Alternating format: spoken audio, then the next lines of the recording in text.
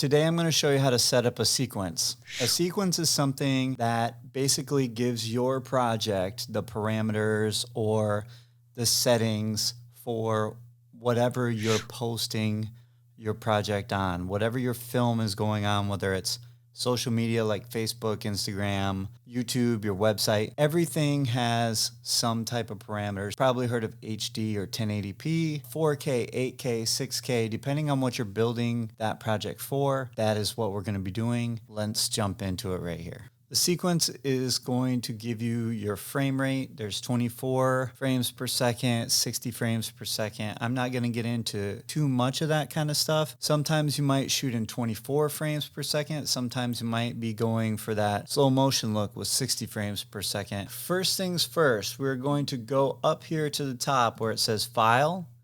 We're going to hover over New. And then we're going to click on Sequence. This is in case you don't have any clips in Premiere yet. And then we're going to click on Sequence. Once we click on Sequence, we're going to get this new sequence menu here. And for this video, I'm going to show you how to create an HD or a 1080p format for your video.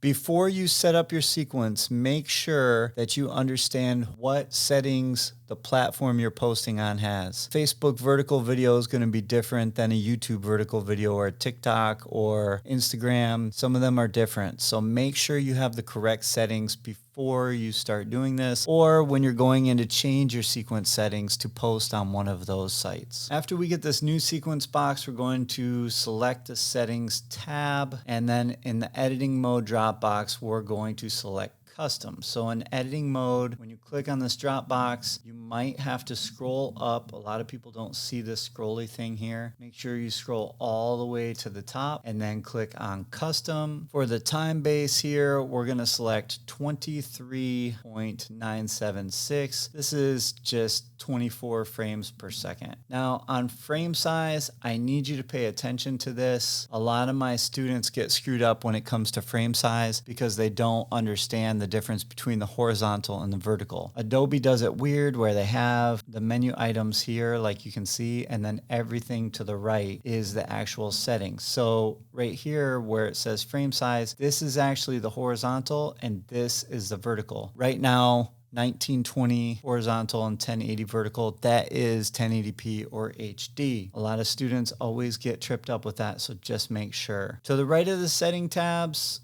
we're going to leave this here. You're going to see tracks. You can change as many tracks as you want if you're going to mess with a bunch of audio tracks or you want more video tracks, etc. You can go in here and you can create more the way you see fit. I'm not going to mess with these. You can change the audio to any of the menu items that you wish. We're not going to work on that. Any media that is above another track will be shown in front of the lower tracks. Tracks are like pieces of paper. Whatever piece of paper is on top is going to be seen first over the other track. I would place the video clip on V1 or V track 1. Text graphic would go on video track 2, etc. Just so you guys understand kind of what I'm talking about. And I'll show you that kind of stuff later. I'm going to leave these all basic. You can add these tracks, audio tracks or video tracks once you get into the sequence. Anytime you want to add a new track or take away a track, you can in the timeline. After we finish here, we're going to hit OK, and you're going to go ahead and you're going to see right here down in the timeline box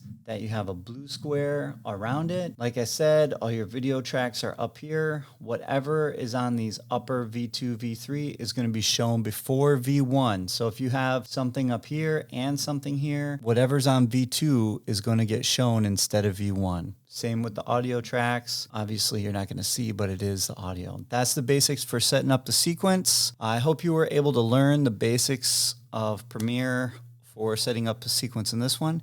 Go on to the next video, and I will see you there.